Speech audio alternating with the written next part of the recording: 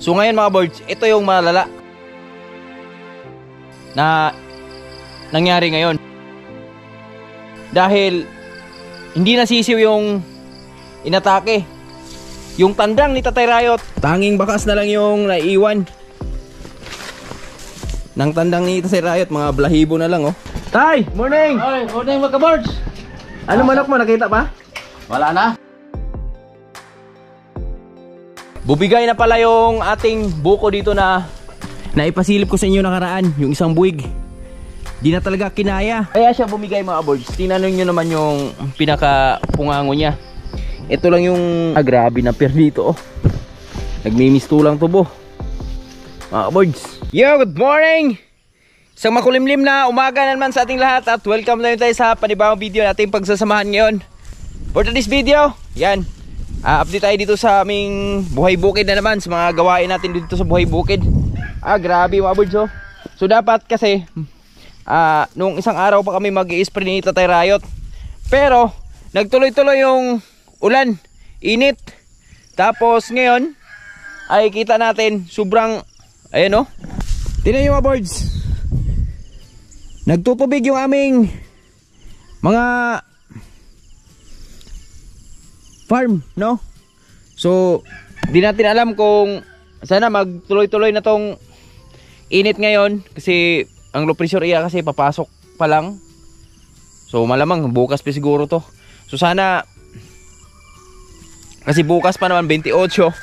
So dapat magtatanim na kami ni Tatay Riot dito. Pero titingnan natin kung kaya siyang tudlingan ni Tatay Riot, tapos tsaka tayo magtanim. So pero ang pag-spray namin, papaliban lang muna namin mga birds, dahil para di sayang yung ating di sayang yung ating herbicide na gagamitin, dahil sobrang basa ng lupa. Yan, nagtutubig pa nga dito banda.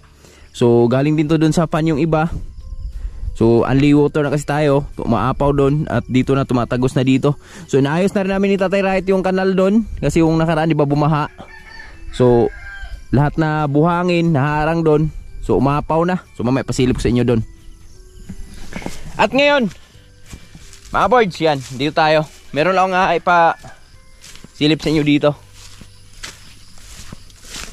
Buti ka mo, tingnan nyo mga boards oh. Hindi na siya katulad kahapon na tuloy-tuloy yung ulan. Kahapon talaga halos walang tigil. Piang, morning. Niligo si Piang. At eto mga boards oh, bubigay na pala yung ating buko dito na naipasilip ko sa inyo nakaraan. Yung isang buwig, di na talaga kinaya. Eto na siya oh. Ang lalaki oy. Oh. Na. Tingnan nyo naman kasi yung mga ano mga boards oh. Bawat piraso. Tingnan natin kung may tubig ba. Kaya siya bumigay mga boards. Tingnan nyo naman yung pinaka-pungango niya. Ito lang yung nagsisilbing bumubuhat sa kanila. So tingnan nyo kung gaano lang kaliit. Tapos di pa siya masyadong matigas no. Sumura pa lang.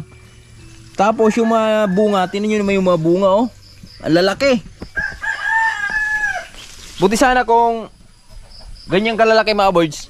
Ilang piraso lang ilang piraso to? 3, 6, 9 o 9 na piraso yung laman.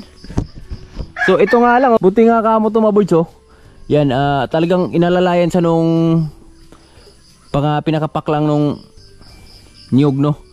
So kung eto, ganito lang nangyari sana, itong paklang na tong isa, kung sumuporta lang sana dun sa mga bunga, di sana mangyari ito tulad nun no.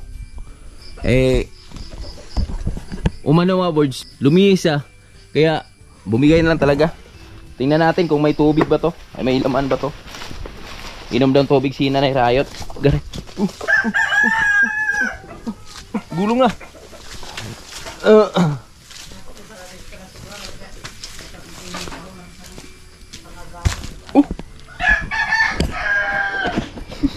Tatlo yung inano ko Tatlo yung kinuha ko. Ba't isa na dala ko?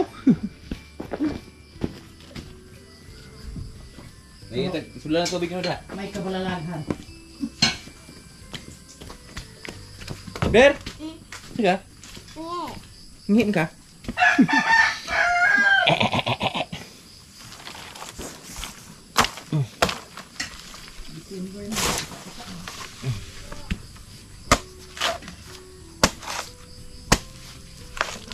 Ah, sus. Kung Ginoo. Yung laman niya mga birds, alanganin pa talaga. Ang pakinabangan lang dito talaga, tubig lang. Grabe, daming tubig oh. Tingnan nyo yung tubig mga birds oh. Isang...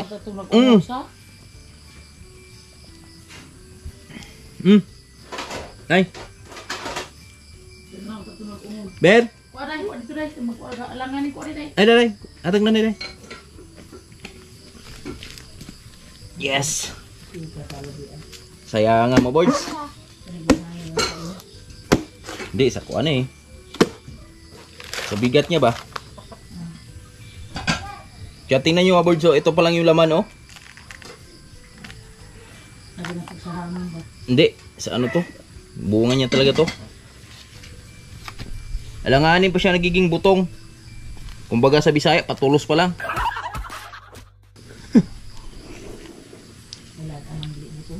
Hmm? Hmm?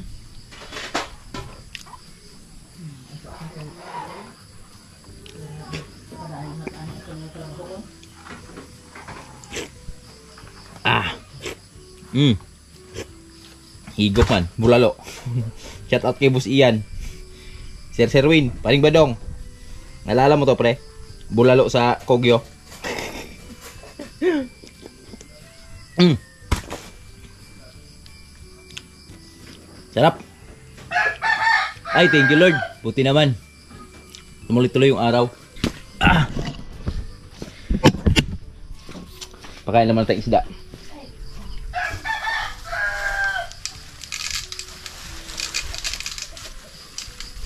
Morning boy. Good morning mga kabol. Yeah. Ano yung tinitinda mo? Asa sampay ka?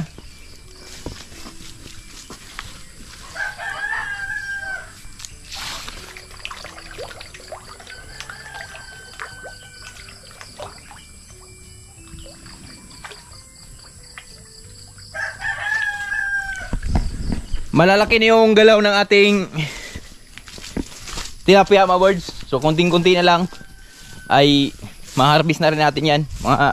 Siguro mga isang buwan pa mahigit or dalawa. Yan. Isabay-sabay ko na sa pag-harvest yan.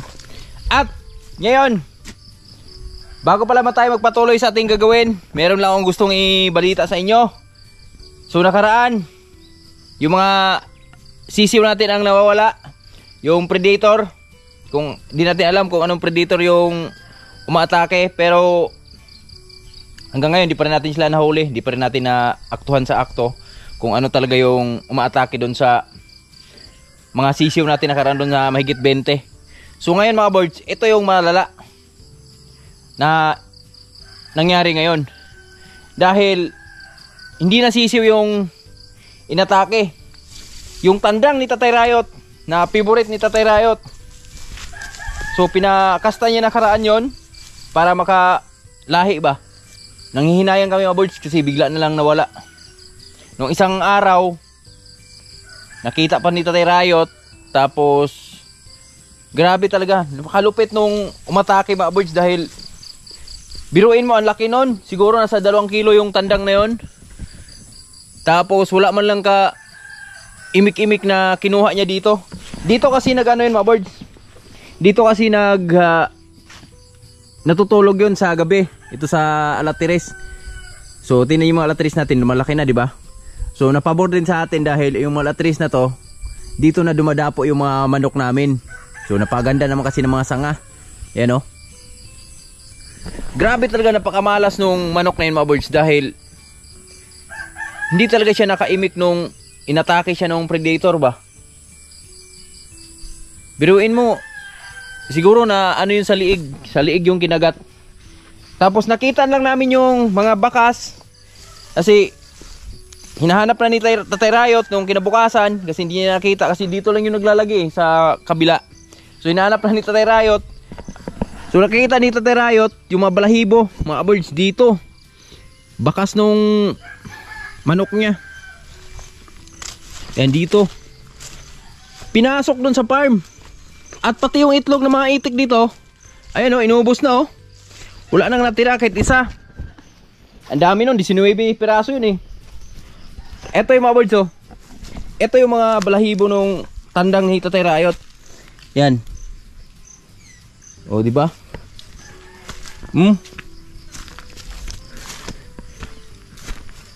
Tanging bakas na lang yung naiiwan ng tandang ni Tatay Rayot. Mga balahibo na lang oh. Tapos dito mga birds, dito pinasok niya dito. Ito pa oh. Yan oh. Ito yung mga buntot nung tandang ni Tatay Rayot. Tapos yung balahibo ng liig, ewan ko andito pa. Ano dun sa baha. Wala na. Doon na pag hinaan ng loob sa Tatay Rayot, nakita niya yung balahibo sa liig na may balat pang kasama ba. So wala na, sumuko na sa Tatay Rayot, wala na daw ang pag-asa. Kinain na daw ng predator yon. Dito sa Tatay Rayot, tanongin natin kung ano yung masasabi niya doon sa tumira sa favorite niyang manok. Kain na sa yung mga animal sa paligid. Paligid no? Yan ang tawagin sa atin, maral, kamilo, sigalong, at bayawak. Marami pa kasi dito yung mga birds eh. Yan si Tatay Rayot, nagpapakain niya sa mga alaga niya. Diba? Ayan tayo mga birds. Oh, naghubag ng butig bilat ng baboy tayo.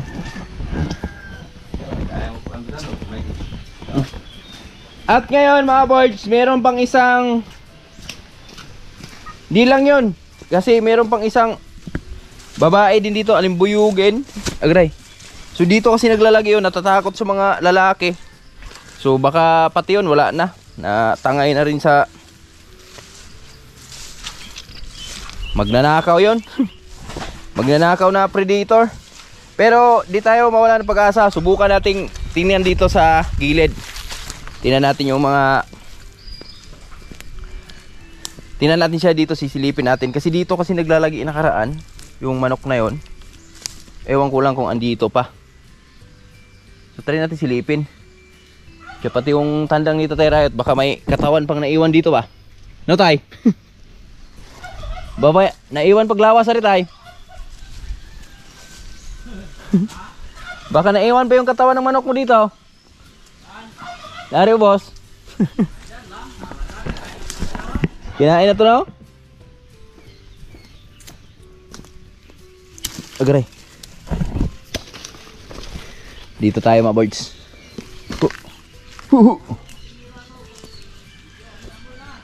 Oo, tama. Grabe, tagal na rin tong duhat na to oh. Siguro may mga ito sa taas. Si ano? Di natin alam kung ano yung mga wild animal dyan sa taas na yan. Sa area na to. Ayan oh. Oh, di ba?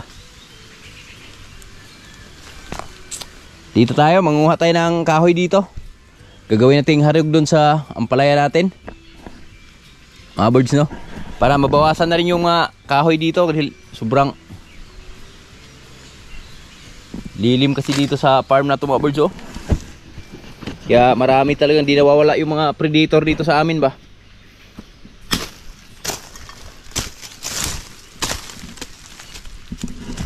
Kasi magpa-project tayo ng ampalaya.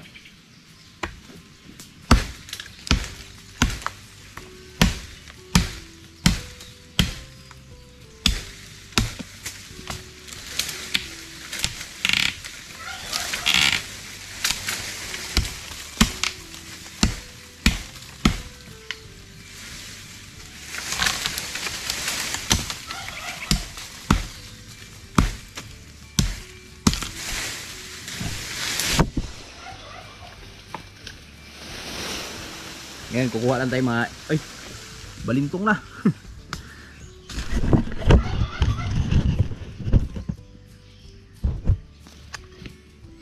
Kuha tayo lang mga harong dito.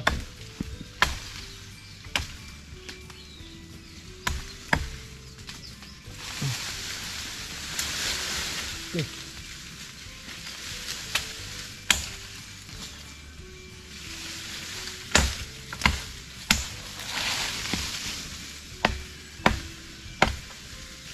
Pwede ba?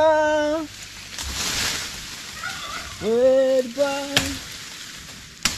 Okay.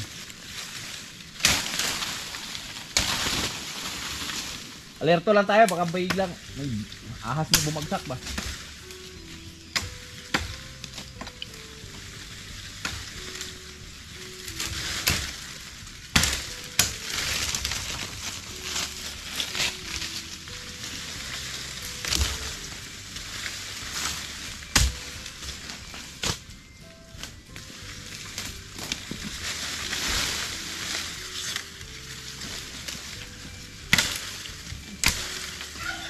Ah!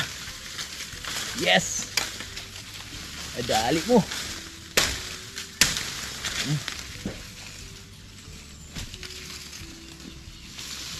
Adali mo, batang bata!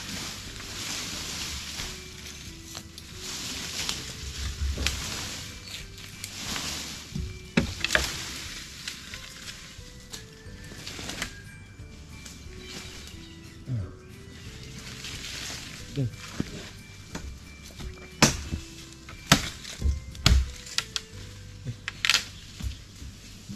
Op. Dari usah.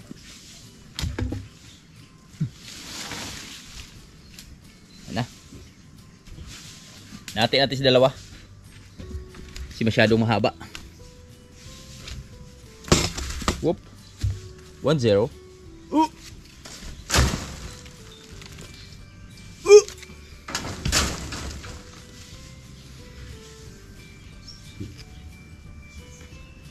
Nguha lang muna ako, mga boy.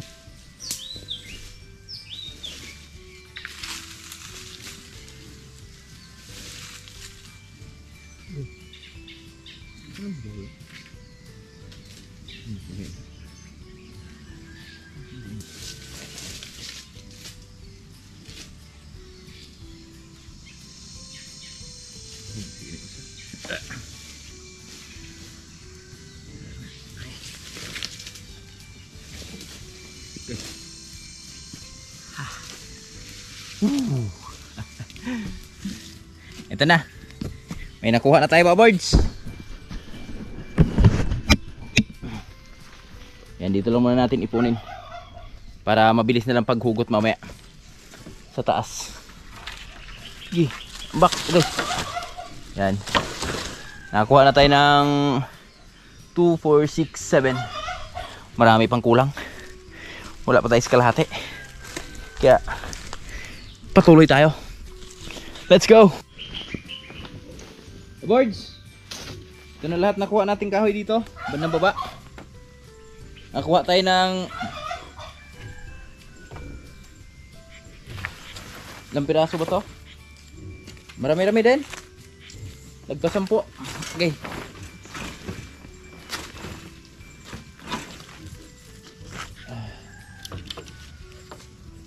Apat, 5, 10. 10 yung nakuha natin dito. Okay.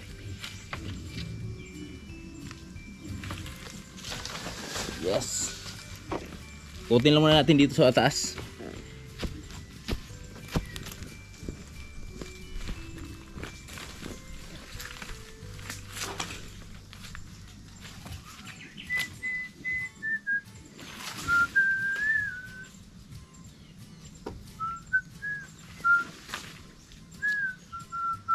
Alright.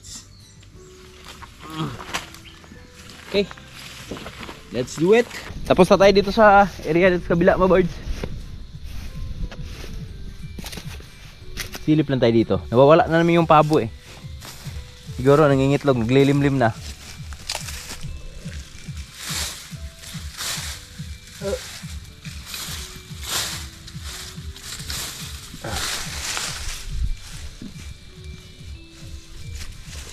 Nandito lang yun.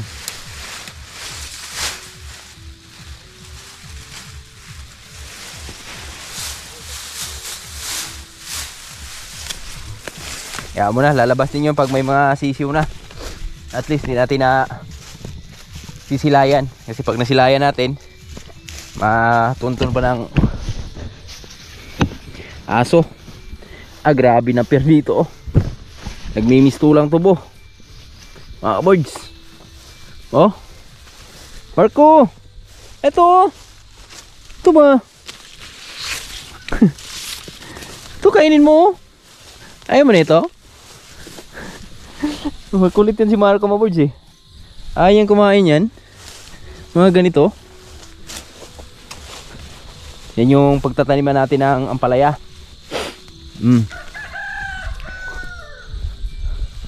Yung dating tinaniman natin. Birds.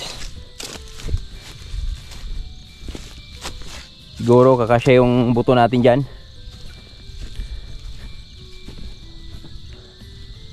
O kaya sobra pa. So pag kulang, bilhan natin. Siguro tingin ko sa isang makapagharog tayo ng hanggang 10 siguro sa isang lane. Mamaya i-estimate natin. So titingin lang muna tayo dito kung mayroon ba tayong harog na makukuha dito banda. Jolly oh. Maganda yung kainan lang ngayon. Makulimlim.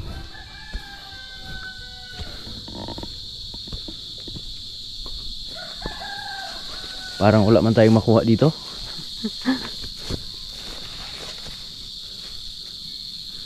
Meron dito mga duhat. Pero di natin galawin yung mga duhat na yan. Ibang kahoy yung kunin natin.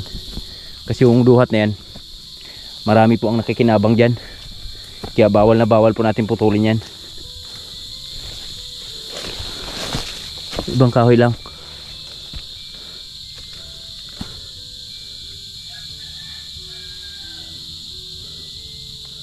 Kaso lang wala ibang kahoy dito na nahalo eh. Puro duhat.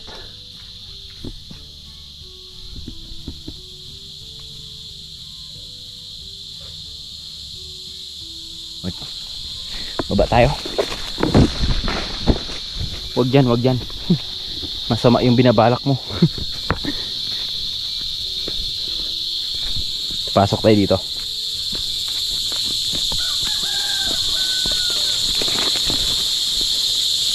Ayun.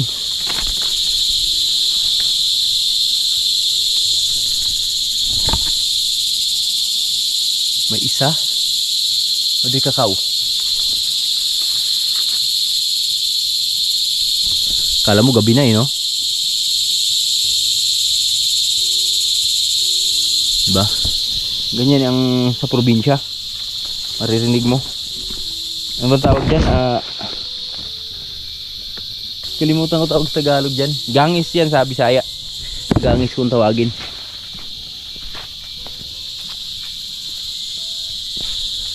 Nasa dulo lang ng dila ko eh. Hindi ko mabigkas. Nakalimutan ko lang. May mga ganong bagay no. Kahit nasa dulo lang dila mo, hindi mo siya mabibigkas. Yes.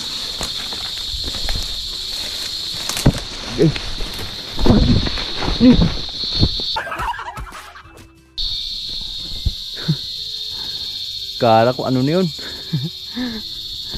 Nalang pala yung mga insekto.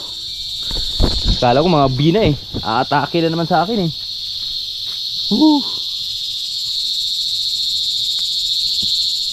Wala. Natin iba.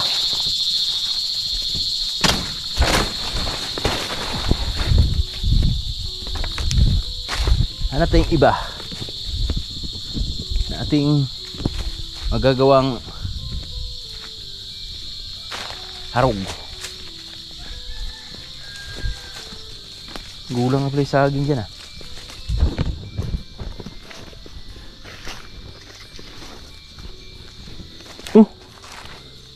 Ang galing naman na itong pagkalaglag na ito mga boards. Hinyog, oh. Nalaglag siya dun sa taas. Sumabit siya dito sa ano, kabila, oh. Yan, oh. Yan na. Oh. Galing ng pagkaano. Gawa niya. Siya may laman. Tingnan mo. May laman nga, oh. Ang galing. Ang galing. Magaling kung tawagin. Mga kaboards, yan. So, update tayo sa panguha natin ng kahoy. Eto na. So, nagpalit lang tayo ng jacket mga boards dahil sobrang basa ng jacket natin. At ito na yung mga kahoy na nakuha natin. So, nakakuha tayo ng mga 60 mahigit. Yung ating nakuha ngayong araw na to. At ngayon nagdala lang ako ng ilang piraso dito dahil papatulong lang tayo sa paghakot no nila ni Tatay Rayot at ni Manlaboy. Kasi hindi siya magaan mga boards, mabigat siya kasi hilaw. At sila tatay kasi may inasikaso pa sa Tatay Rayot at si Manlaboy naman. So inutusan din ni ate niya dun sa baba niya. So tayo lang muna yung nangunguha ng kahoy ngayon. So ngayon nagdala ako ng ilang piraso dito mga boards gawa nung para ma-estimate natin kung ilan yung magamit natin sa isang linya, no? Isang lane. Okay. Grabe. 5 piraso pa lang pero ang bigat na. Yan. Ito yung ating tataniman ng ampalaya. Yung dati nating area ng ampalaya. So ang gagawin natin dito mga boards, diskarte natin dito. Ipantay natin bawat harog dito, pantay talaga. Ipantay natin. So di na natin masyadong idikit dyan sa gilid dahil ganun din naman. Ang unang tudling natin ay dito siguro. Ito tong linya na to. Yan. Itong lane na to mga boards, ang unang para sa ating tataniman. Di na natin masyadong isagad dyan sa baba. Yan.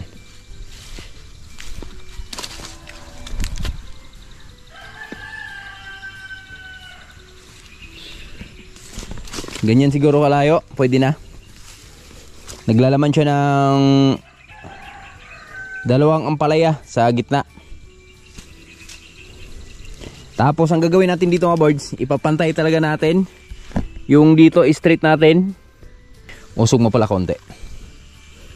Dito pala. Ito yung papantayan natin doon sa dulo. Yan. Tapos ang layo, estimate tayo ng 2 bawat 2 punla. Ang ilalaman natin sa ampalaya natin. 1, 2. O, tama na yan. 2. Siguro makagamit tayo siguro ng 10, isang linya, no? So i-estimate ko lang. Subukan lang natin. So na-estimate na natin kung ilan yung magagamit nating harog sa bawat lane. So nakapag-estimate tayo ng 10 to hanggang 11. Tapos yung linya natin ay yung magiging lane natin pag 2 yung ating ibibiak. Malaki yata masyado, no? Pwede naman. So depende lang yan kay Tatay Rayot mga boards. Kung ano yung ni Tatay Rayot yan. Pasya ni Tatay Rayot. Kasi iniiwasan natin, kailangan lakihan natin yung tabla natin kasi pag surko ng ampalaya natin hindi sumasabit dun sa mga ampalayason ba pag ginabayan. Yun yung iniiwasan natin. So yun lang. So ang magagamit natin sapat na yung 200 na harog na ating makukuha mga boards dito sa pagiging ampalayahan natin. 200 na harog. Tapos siguro kalahati na tayo, nasa 100 na tayo kasama dun sa mga kawayan. At marami pa tayong kawayan dun. Sibakin natin lahat yung kawayan na yun para dito sa ating panibagong project ngayon sa ating mga ampalaya at yung ating panahon. Di ko alam kung hanggang kailan pa to maayos. So maayos naman, kaso lang medyo makulimlim talaga. Yan o. So tara, dito tayo sa taas. Magpasto lang muna tayo sa ating mga alaga. Sa Tatay Rayot bumaba eh. Pasto lang natin sila. At di na natin sinunog yung mga damo mga birds kasi magiging fertilizer din yan. At yung mga saging natin dito, laki ng buwig nito oh. Grabe yung buwig to mga birds oh. Pabilugin natin yan. Tapos yung mga iba dito, yan nagsibungahan na. Ayun oh. May umusbong ng puso. Ito rin. Ano? Hindi pa nga nakuha na. Dalawang puso pala dyan. Dito na area na to, wala tayong nakuha mga harog dito mga birds. Kasi puro duha to dito eh. Grabe, pangit talaga ng panahon natin ngayon oh. Kailangan makapag ano na tayo, makapag pakain na tayo sa mga alaga habang makulimli, habang liwanag pa. Wala, dami man duhat. Duhat ni Mrs. ba? Uy. Yes.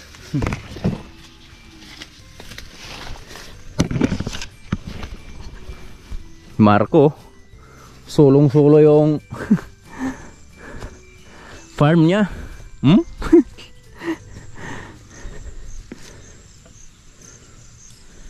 Yes, soon to be ampalaya at kalabasa naman yung ating tatargetin ngayon.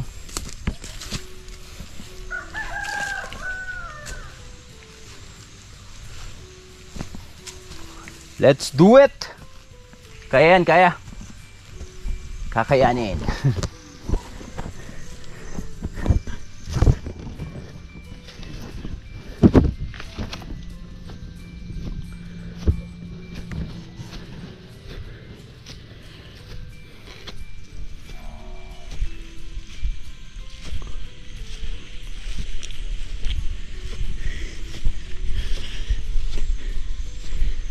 It's not time to make a change.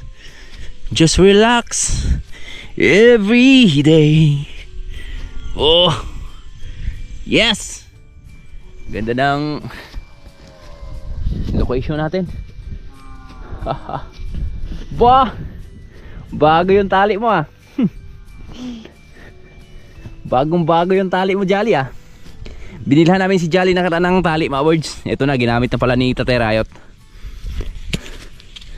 Para sulit talaga yung kanyang ano ba, kakain-kain. At tutuliin na rin namin to sunod na araw. Pag full moon pala, full moon. Ito yung lubid niya oh. Yellow na yellow.